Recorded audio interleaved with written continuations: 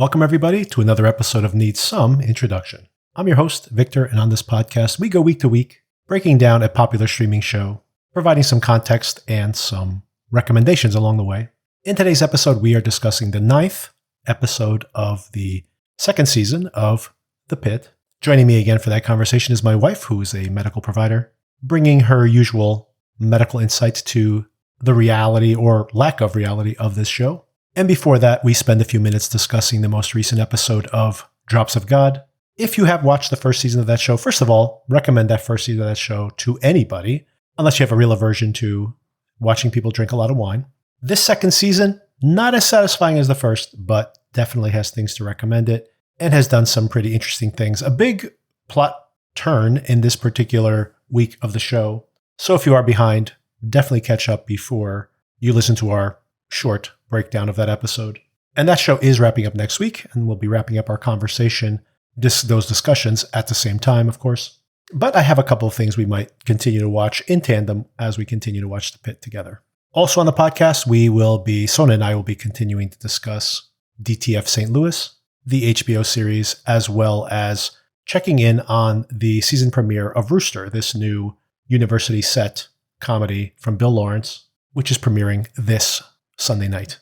And of course, the very popular series Paradise on Hulu continues as well. And Darren and I will be discussing the 5th episode already, amazingly, because of that 3-episode season premiere, already more than halfway through this season of the show. So expect that episode early in the week as well. Since that is a science fiction show, we may also be checking in. I'll definitely be watching it, and we'll see if Darren gets a chance to catch up on War Machine as well on Netflix, and maybe discuss that in brief in that same episode.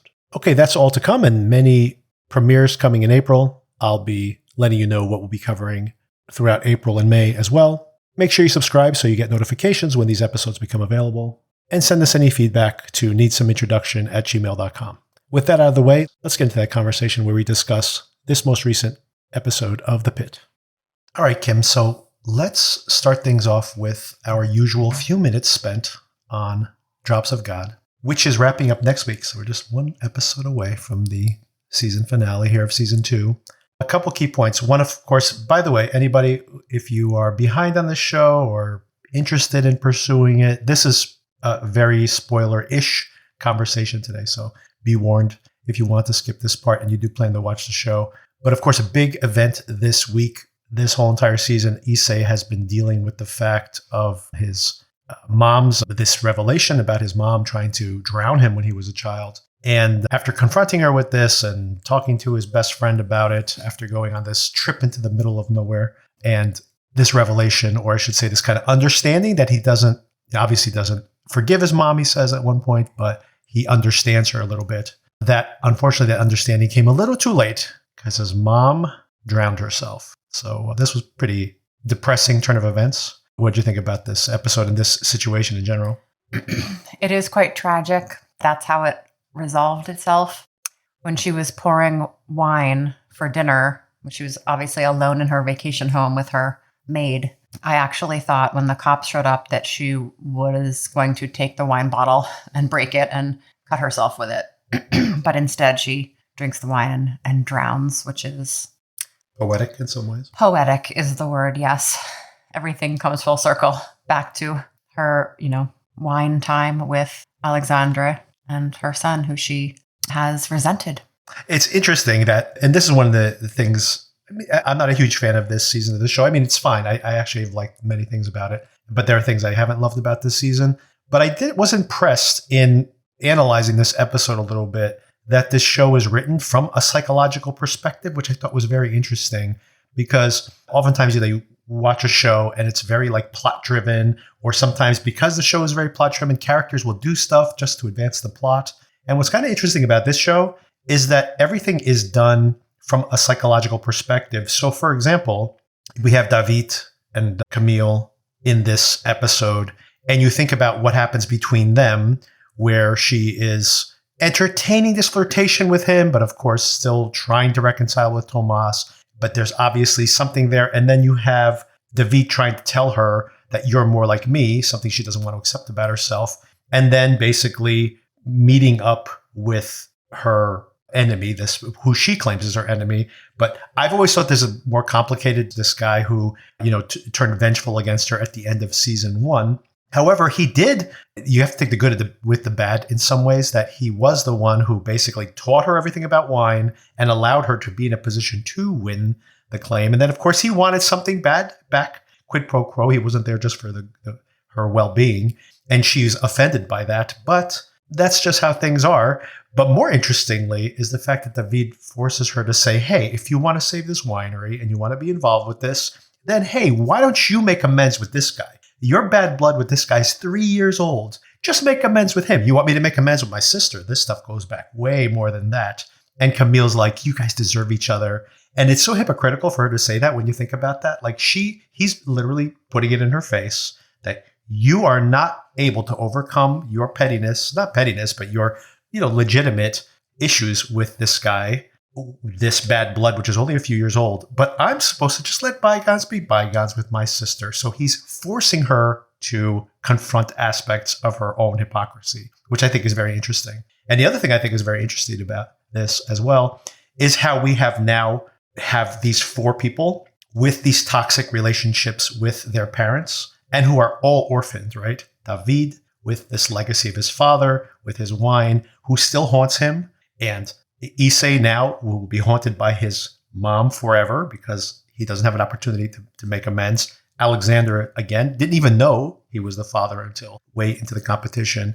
And of course, Camille, all of them haunted by these parental figures. And I thought that's really interesting that all these characters are all driven by like the ghosts of their parents. And David also makes the point that he doesn't see Camille as the family type to be home with a kid and taking care of other people, which is true, as none of these people will be. David doesn't have kids. Camille probably won't.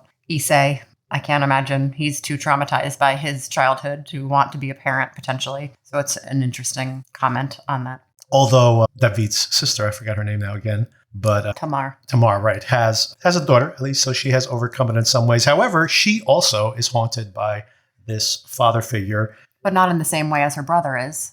Her brother was blamed for being born. Right. So different problem. Well, I mean, but that's the other parallel that I think is interesting here.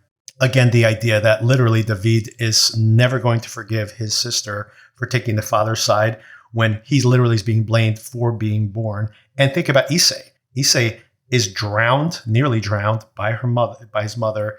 Nothing he did. He just reminds him of her mistake. And that is this unforgivable thing, this weight that you've put onto your child. And now they're all traumatized. Yeah. So very interesting. I'm very curious to see how this ends next week. I can't imagine this ending with a happy ending. Like, it's funny because season 1 was such in a way, a fantasy that ends on this very happy note that everyone kind of gets what they want and the bad guys all, don't get what they want. And now we have the exact opposite where, first of all, there are no good guys and bad guys and no one's going to end up with what they want. As a matter of fact, Camille got exactly what she wanted. Her plan went perfectly to spec, and she gets nothing that she wanted out of it. Besides potentially creating more of a drama for a family that she doesn't even belong to.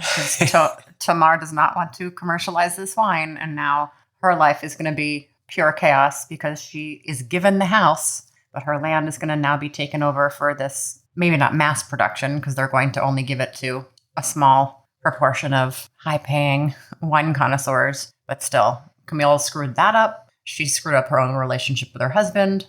Issei is now off doing whatever he is doing, and I don't know, everyone's be fractured in some way. The only slight light at the end of the tunnel is that in the screenshot there for next week's episode for the season finale, we do seem to have Issei and Camille together. So at least she's showing up for her brother, finally. And are they going to be conniving for season 3? Like, what is next? Is there a season 3? I haven't heard an announcement for season 3, but they went a long time between season 1 and season 2. So I don't think this show's that popular. So I do hope that they do wrap things up with season 2 in case there isn't a season 3. Although I do think that they wanted to create enough intrigue here where some season 3 could occur. The only downside of that, or the only kind of potential blocker for anything like that, is that personally, I'm like, I said this to you when we were watching this episode of show, but like if next season rolls around and some letter comes in the mail on their birthday or something from the dead father, it's just like burn that immediately. That is bad news. Do not continue to let your dad's ghost keep leading you by the nose because it's not been good so far. Do you think that Camille and Tomas are going to reconcile? I don't know. I mean, I think that if they want to, I think there's a possibility because, at this point she's owns that vineyard that's where all the money's coming from to do all these things. So, at least they have to keep seeing each other. So maybe they'll reconcile. But I think his understanding of her is not only like you did this thing and you betrayed me and you lied to me. I think his understanding is like, you're not the type of person to settle down. And David is forcing her to make that same realization. So I don't know, maybe she's discovering herself that this is not the life that she wants. However, her mom here does warn her that keep acting the way you're acting, and you're going to die alone, just like your father. You might be the most famous wine person in the world, but you'll die alone. No subtlety with that statement. Yeah, exactly. So anyway, we'll know how that wraps up for next season. My guess would be that they'd have to somewhat kind of leave things like they did last season, where it could be a season finale, it could be a series finale, because I don't think this show I don't know how this does overseas, in the US at least. It doesn't seem to be big enough to sustain another season of the show, but who knows? We shall see. I wouldn't mind it just for the visuals, but I don't want them to just drag these characters out into some other contrived situation.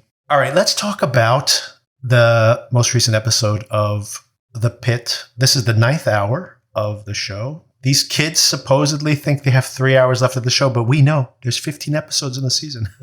So it's not going to be a nice and tidy 12-hour shift. Definitely not, because there is another disaster that gets presented at the end of this episode that's going to turn an already chaotic ER into more of a disaster. Yeah, as if it's not bad enough that they have the cyber attacks, they've turned off all the technology, and because of this, they've had all these redirected traffic to them, which it does still seem like they're getting redirected traffic. I'm not sure how that works considering the whole situation, given that they're now in the same technology blackout that the other locations are. But at the end of this episode, we see that there's some disaster at a water park. It looks like a slide collapsed or something like that. I think in the trailer, we actually see someone carrying someone's leg.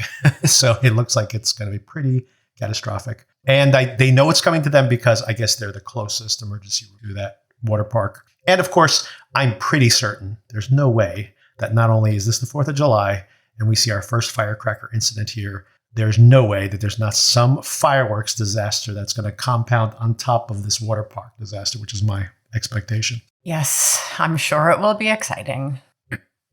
So maybe we start with the fireworks kid right away. There's a few, I think it ties a lot of the elements in the episode together and they keep circling back to it. But first of all, we find out that this kid it's the gnarliest thing in the episode, which we always see like his hand blown off and you can see like the flesh like spattered away.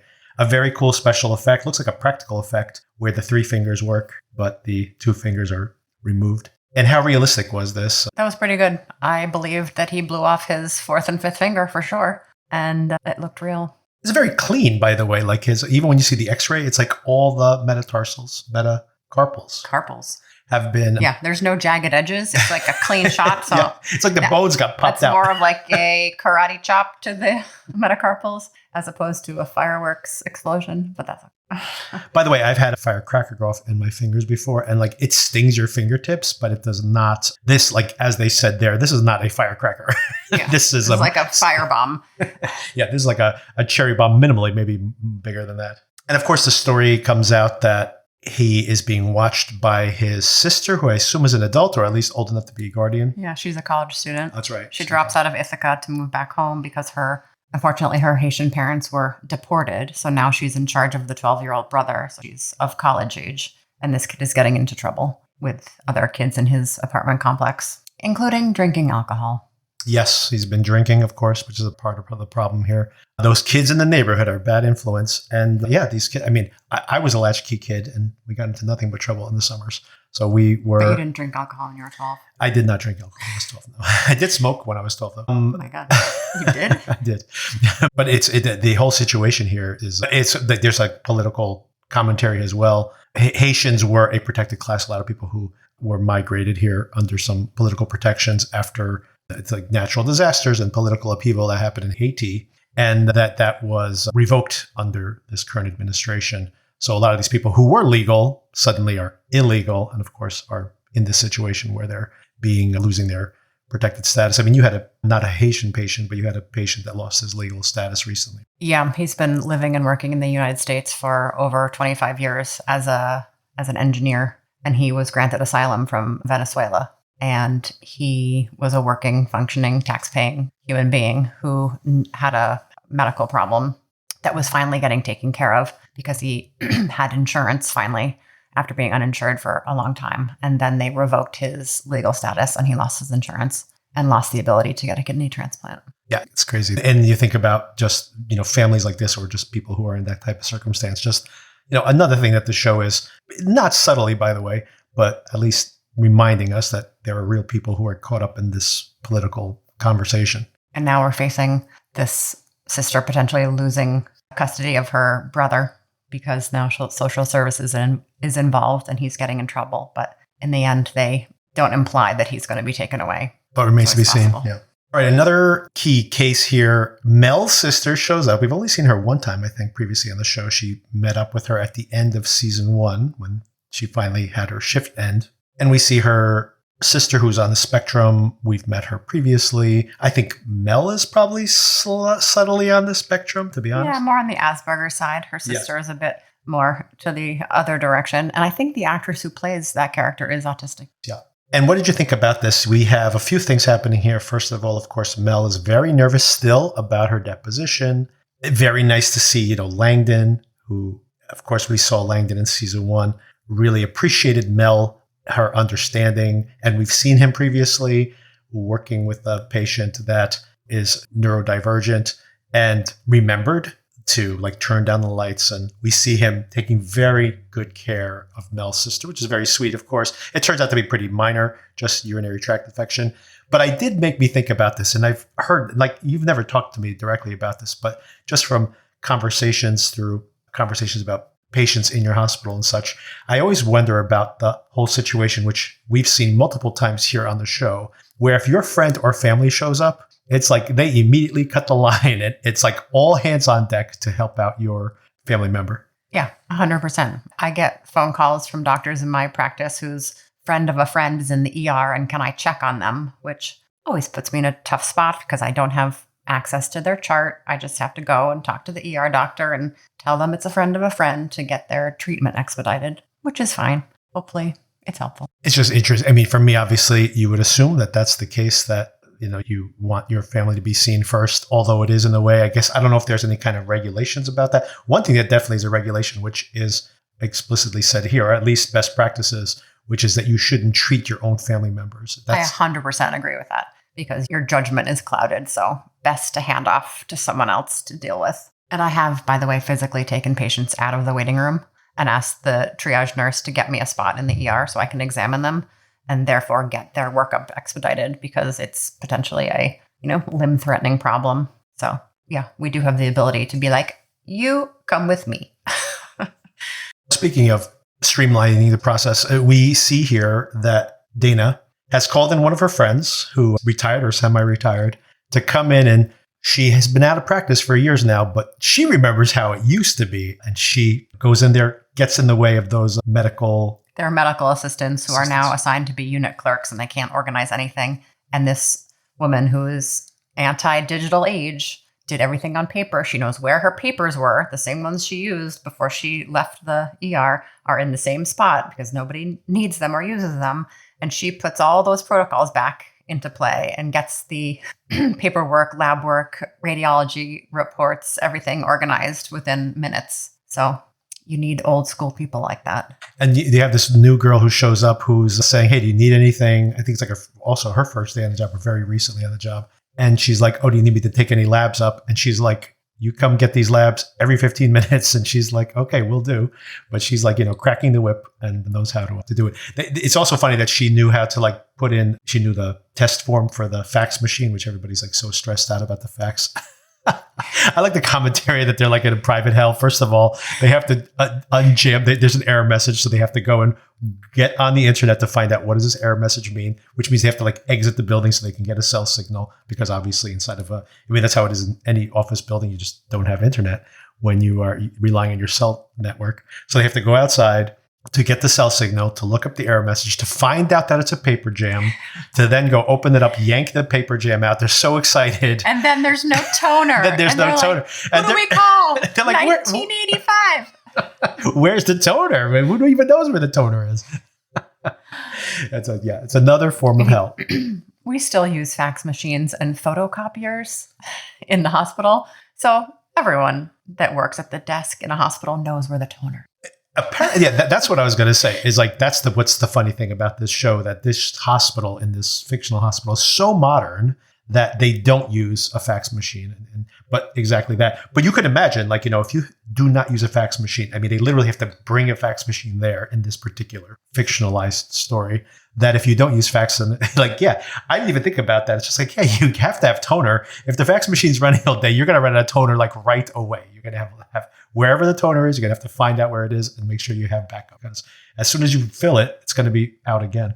And these kids don't even know, like old school, like when the toner's low, you can take the thing out and you shake the toner bottle and you put it back in, and it's actually good for a little while longer. These kids don't even know that. And speaking of that whole process, we have like Javadi has screwed up. There's a couple of things I wanted to bring up here. One of them, we have this X-ray tech who is doing a wet read. So it's not an X-ray tech, it's a radiologist who has the ability to read the films. The comment on the wet read, that's something we get all the time when you get we have residents in my hospital, like radiology residents. So you get a preliminary wet read from the resident, and then the attending comes in and reviews it, and then you get a final report. So wet reads are very common, especially overnight when the attending radiologists are not there on site to read the studies. You get a wet read. Everyone seems very baffled by this term, but it happens all the time. This is such a modern hospital. They're not that's even familiar with that. I guess they have no radiology residents, so they always get a final read. They don't need radiology. They just go off, gut instinct on that show. What do you think about Joy, again, being like so precise in her vision that she can see that there's what is this she's reading on the ankle bone? She's reading like a little separation or a widening in the syndesmosis, like the area between the bones at the distal ankle. And she thinks there's a little bit of widening to suggest the ligament could be torn. And the radiologist is like, you know what? You might be right. Have you done a radiology clerkship? She's like, nope. She just has an eye for detail. She should definitely be a pathologist since she hates people. She doesn't want anyone to die in front of her. So pathology, you have to have a keen eye for detail, looking at slides and such. I think that's one of the subtle themes of the show, or like one of the payoffs for the show anyway, for this episode, is going to be, what does she decide to do? Because she's going to decide to be a radiologist. Maybe. But I was going to also say that, it feels like because she's been able to be really spot on in the emergency room, that I think, like, to your point, it shows you both sides of it. Like all the things she says, I don't want to deal with people, that she might be like, ooh, there's something exciting about this. And me being able to see something that no one else saw and therefore get a diagnostic quicker. And then, but like to your point, if you have that eye for detail, then maybe pathology is where she should go. Although AI might take over pathology and radiology eventually. Then where is Joy going to go? That's true. She can shepherd all the AIs. Oh, but the other thing I was going to bring up too is like, having this old school clerk come in there and say like, where's this board? And the idea, like Javadi, speaking specifically about Javadi, how she's been so on it in general, although she's a little more distracted this season, but obviously very adept and asking questions as to what she wants to do next.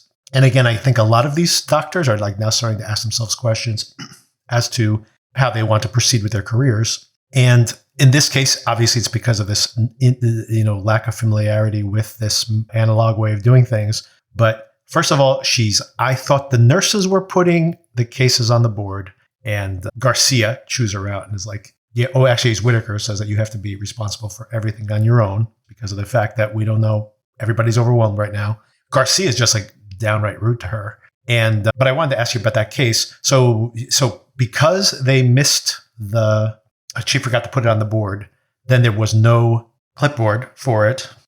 And then the test wasn't done. However, they were just basically running all the scans. This X-ray was not read because it wasn't attached to a patient record. Her and Whitaker run down this radiologist before he takes off. And they find this x-ray. And I didn't even understand this case. What did they see in the x-ray? So she had a massive sigmoid volvulus, which is where the intestine like twists. And then you have a massively dilated intestine. And in her case, she becomes unstable and they have to take her to the operating room. So they didn't get the diagnosis right away because it got lost in the pile of radiology films, as you mentioned. So they see the x-ray, they realize how bad it is, and they run over there. And then Javati's now in trouble for a delay of care because she didn't have the chart set up in the right way to get the results right away. Yeah, now that makes a lot more sense. I didn't understand what this case was about because I thought she was having a heart attack, so I'm not sure. And then she became unresponsive, so I initially was like, oh no, she's having a heart attack. That nausea was a heart attack being masked. And then it turns out that it's this twisting of her intestine. Yeah, that's why I had that question. I think probably because you said right away that she's having a heart attack. And that was your initial diagnostic. Because then when Garcia was like, I could have solved this in 60 seconds, an hour. With a rectal tube. And I was like, a rectal tube for a heart attack? What are you talking about? Oh, I sent you down the wrong path there, Victor. Sorry about that. The rectal path. Yeah, so Javati is dealing with her issues there. We don't see much about the Javati-Ogilvy competition this week, but I just made me laugh when I remembered the whole thing where Robbie's like, any other questions, and then ignores, 90% of the people's hands, but answers what he thinks is the most pressing questions. And every time Ogilvy raises his hand, he's just like, Ogilvy, put your hand down. He's like, what do you mean? And then he doesn't call on Javati either. She's got her hand in the air and she's like so frustrated by it. So like the lower level folks that are raising their hand are not going to be acknowledged. Yeah. When he's like, does anyone have questions? He's basically only asking the administrative people. I missed a little bit of this. What is it? They were all hot for the radiologist. Is that what I missed? Apparently they're like wide-eyed and drooling over this guy who is sitting there reading the x-rays. And they were like, come on, come back. Where are you? Yeah, everybody's staring at him. And then like what did Princess say at one point? I'm good at things too.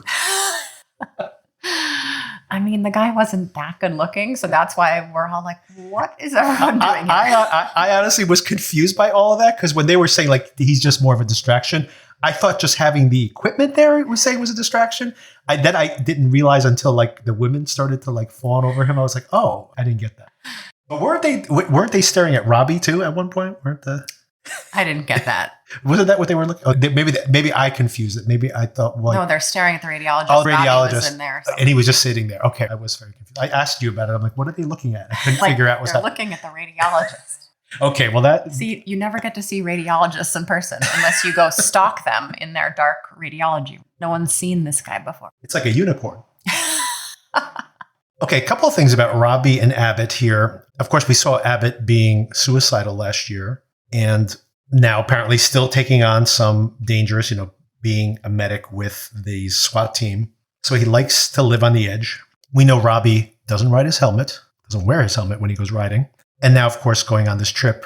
And Abbott explicitly telling him, like, make sure you come back. But weirder than that is that Robbie tells Whitaker that he can stay and house sit, and Whitaker's very excited about this, as part of this conversation where he's worried that Whitaker's taking his work home, which is maybe something that Robbie's done in the past as well, in having this potential relationship, but minimally this overextending, trying to help this woman whose husband died, this farmer. But then he says to Whitaker that he can stay there as long as he wants, in case he doesn't come back. I know. That comment made me so upset because now Robbie is foreshadowing that he could potentially go off into the sunset and die or never return. So I don't like that comment at all. Noah Wiley. Yeah, and there's a lot of stress, obviously, in this job. Speaking of that, you have Dana with the student nurse, whose name I forget again. But they have this really nice unpacking of the whole rape case from last week. And Dana was telling her she did a really good job. And she's like, you did a really good job, which of course, truly, what a great job she did there in taking care of that patient. I love that we actually had that conversation ourselves after the actual, when she comes back again. Just the idea that at least, if you process the kit or you actually do the rape kit, at least you can take some recourse in the future. And that's literally what this girl told her. And Dana compliments her on that as well. But she asks, is it always like this? And she's like, minus the cyber attack? Yeah, that's pretty much how it is. Yeah, this is her first day, so she doesn't really know what to expect. And the level of craziness of this ER, I guess, is their baseline. And another touching moment here is this cancer mother again, who of course has been this case that's been ongoing. I feel terrible for this mom, by the way. McKay there, of course, is very sympathetic to her as well. Now that everybody's left, the family's left. Earlier in the episode, she has this like moment of respite before they all come back and they're like, hey, what kind of ice cream do you want to have now? And she's trying to put on a brave face again. And everyone's just trying to act like, yeah, it's fine. Everything's fine, guys. Which is, I mean, on the one hand, I understand them trying to make this as stable as possible for the kids. But you can't just act like everything's normal until the day she's gone, because that's not fair to the kids either, right? Like the kids there has to be some kind of transition. It can't just be like, everything's fine. We're acting like everything's status quo and she's going to get better. And then she dies one day and then they're left in the lurch. So all of this is very obviously complicated, dealing with this in any way. But I just have so much empathy for this woman who just basically wants to be like left alone so that she can and not feel guilty about making this decision. And it's like literally impossible for her to have that moment of reflection for herself. I know, and they've had her in every episode of this season so far. So you see her going through this process each week. And yeah, I think it is her time, and her family is not quite on board with her leaving this world, but they're going to have to soon enough, because she's kind of making a resolution that now is her time, which a lot of people at end of life do that. They finally resign to the fact that it's time to go.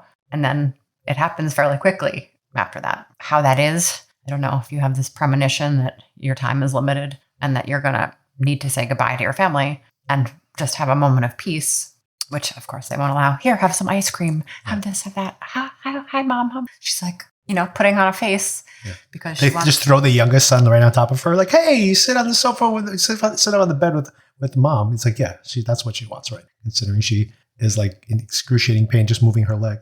Yeah, and her husband is a sympathetic character, but no one really knows what this woman's going through except for the patient herself. And I mean, everybody's in denial. Like you see her parents here, which we just seen for the first time.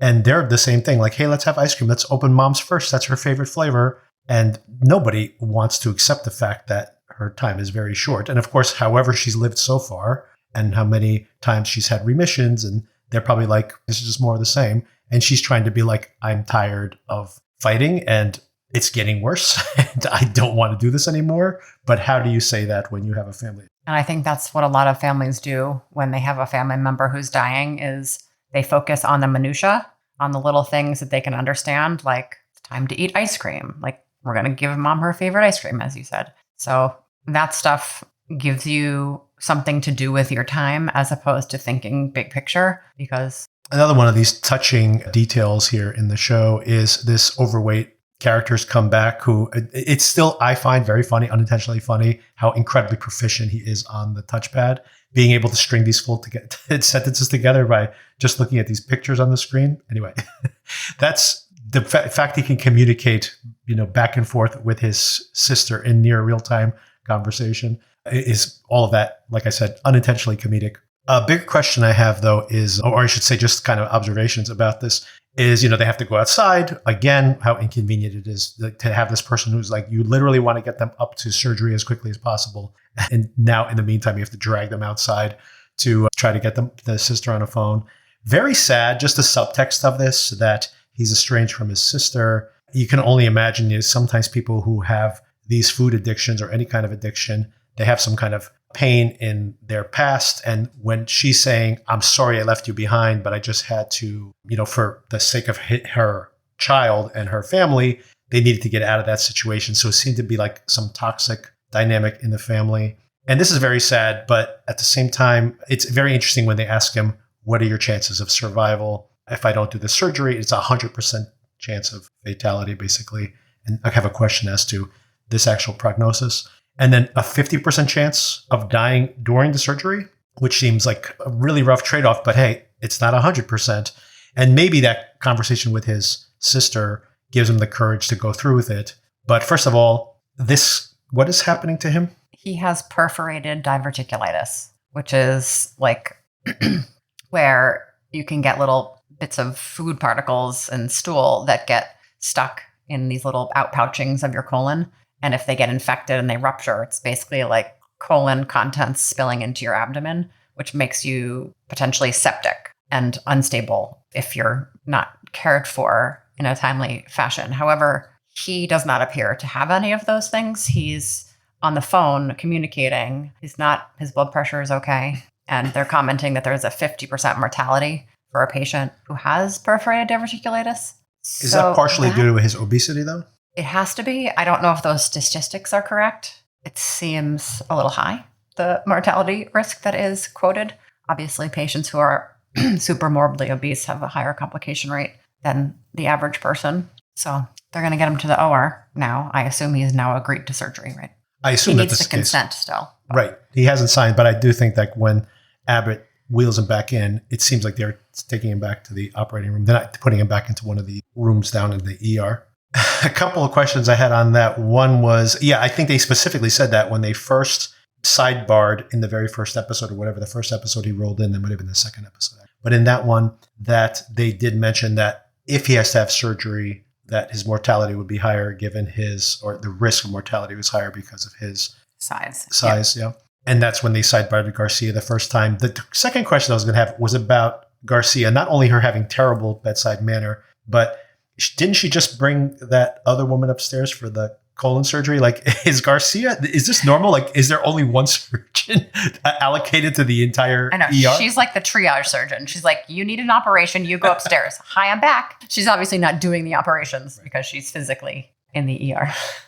But it sounds like she's doing it. Like when she said, I could have resolved this in 60 seconds, but maybe she's not saying like me, like if I'm doing the surgery, but theoretically anybody up there, because it does seem like she literally is downstairs and she's like, I need to fix that kid's hand, bring him upstairs, comes back downstairs. He's doing okay. Give me the lady with the perforated colon. Okay. Now give me. I know. She's like, this is a 1 hour episode. Did she do 3 surgeries in an hour?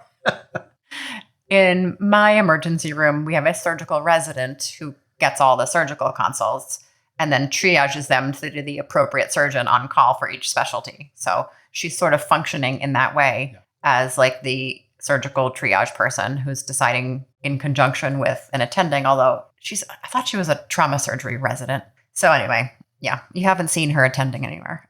She's functioning like the That actually makes sense because not only she like literally popped in for any kind of surgical consultation in this particular episode, or almost everyone, because there was that other guy they brought down there who, for the leg, the woman who lost her leg. The necrotizing fasciitis. Yes, that necrotizing. Although no, another resident showed up for that.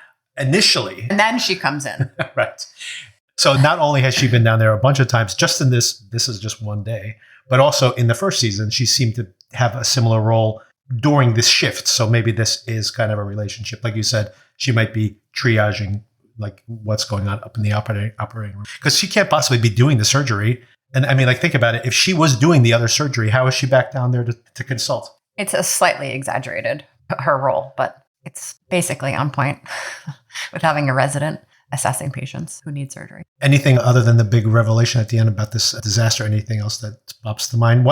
Ogilvy, turns out that was an interesting little character shading.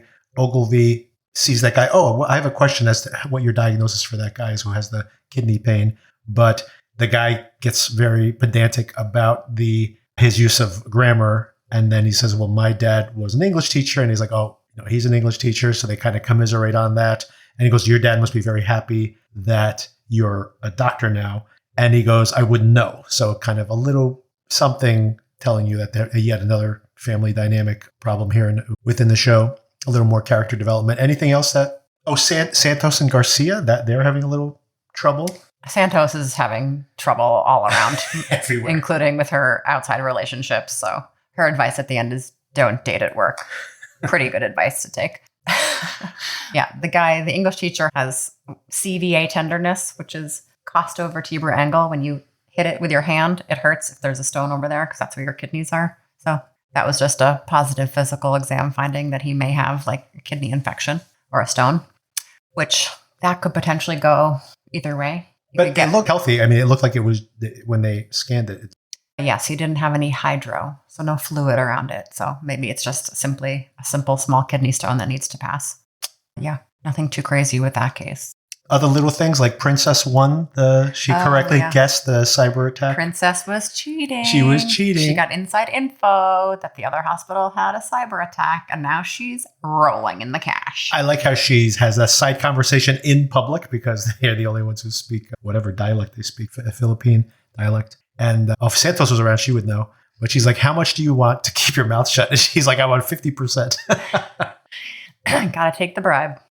Oh, and the only other thing I was going to mention is, speaking of, you're talking about like don't date, or Santos was saying my advice is don't date anyone on the job, that we see McKay talking about how she hasn't dated anyone since her divorce, which apparently is years ago. And now she thinks she's ready for it. And we saw her flirting with that soccer player and kind of making a date to meet up at the museum so she could kind of back out because it's a public place. If she doesn't show up, she could be like, oh, I was there. I didn't run into you, or vice versa.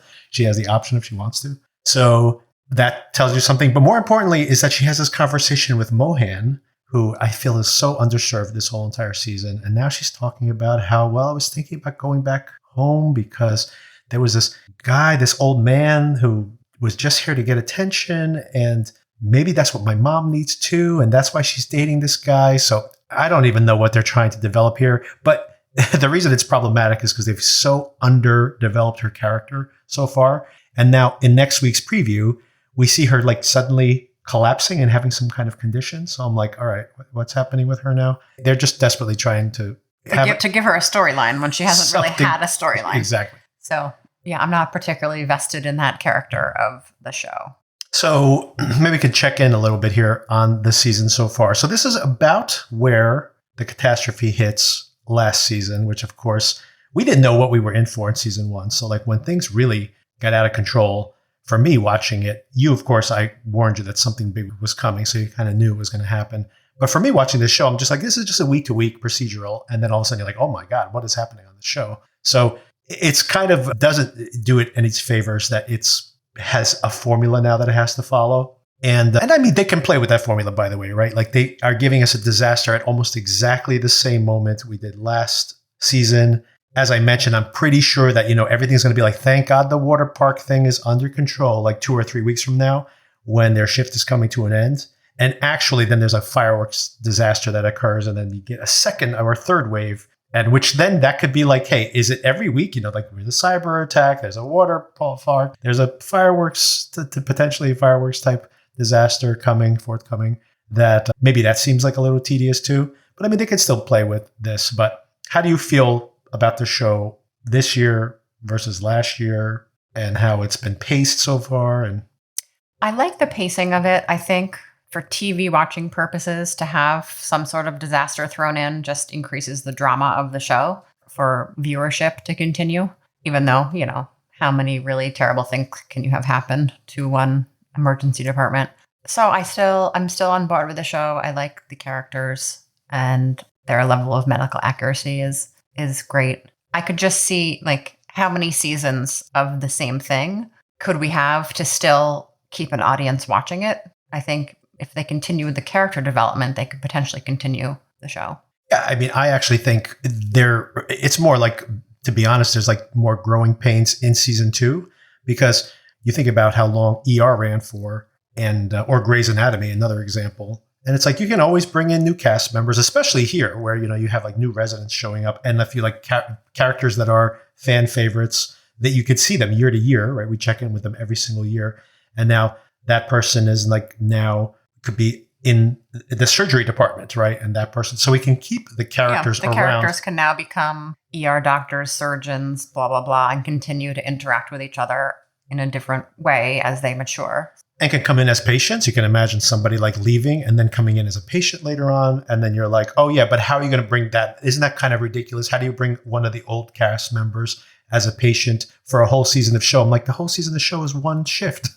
You could definitely have a patient there for one shift. The one thing they can't do is have Dr. Robbie die on a motorcycle. That can't happen. I mean, like Dr. Green in ER, he eventually died, but it was years down the road. Oh, so obviously that can't happen. I think there's no mystery that the one thing that, not only because he's the creator of the show, Noah Wiley, which of course he could still be like, I don't want to be on the show anymore, and I'm still getting paid because I'm a producer on the show. But I think I'm pretty sure that the success of the show early on he is going to be the For sure. repeated pattern that's going to string together year over year. Eventually, you could shock everybody and he dies in the middle of a shift or something, and something tragic can happen that way. And then there'll be some other character who seems like a obvious, replacement for him for the center of attention. There's no replacing him. He left even ER. He left ER. Yeah, but how many years later? 15? Well, but that's my point. This show can run for 15 years if they want to, because it doesn't have to be like this, like, oh, there's a giant catastrophe every single year. The simple fact is that you could have you could have just a bunch of new characters and students and people cycling in. We could check in with these characters and they could just come in as guests. You can imagine that like someone is now on the surgical floor and one of the fan favorites, and maybe that person's career is taking off outside the show. And they pop in for 3 or 4 episodes in the middle of the season. You're like, oh, wow, it's so great to see that person. So as the cast gets bigger and there's more and more of these characters that we love, you could keep bringing new characters in and keep tying them back to the other characters who can come in, even for cameos, like I mentioned. So this thing could just keep running and running. And think about medical shows in general. You can always have like a case of the week, and it doesn't have to be like every case is a big deal. Everybody could just like be mending wounds and taking care of some idiot who, went skateboarding on a TikTok video or something on the side. And you could have like one really compelling case that like no one can figure out, like a house type case that the whole floor is trying to figure out. We're trying to save this person's life. And that could be like one big story that carries the whole entire season forward. It's only one. It's incredible because they only have to have enough stories for like a 1 shift period of time, right? Yeah. And there's many, many medical problems that exist in the world. So there's many more stories to tell. And hopefully Robbie doesn't die. And hopefully Noah Wiley doesn't become the next CDC director and leave the show. Noah Wiley should become the next CDC director. Well, we'll see if that's what the plot twist is at the end of this season. That would be hilarious. And then that all remains to be seen. So we are now 6 episodes to go, almost 2/3 of the way through the season. We'll be 2/3 of the way through the season next week. We'll be touching base after we watch those episodes. And we are still watching DTF St. Louis on HBO Max. And The Rooster is premiering this week too. We'll be watching that same night, the new Steve Carell comedy. So we will be watching that the same night. And Sona and I will be sampling it and seeing what we think of it, and maybe continue watching that too, if we like it. We'll see. And there's plenty of stuff to discuss. There's so many premieres coming in the near term. And Darren and I continuing to watch Paradise as well. Stuff to watch right now. I'm going to start watching some of those shows, I swear.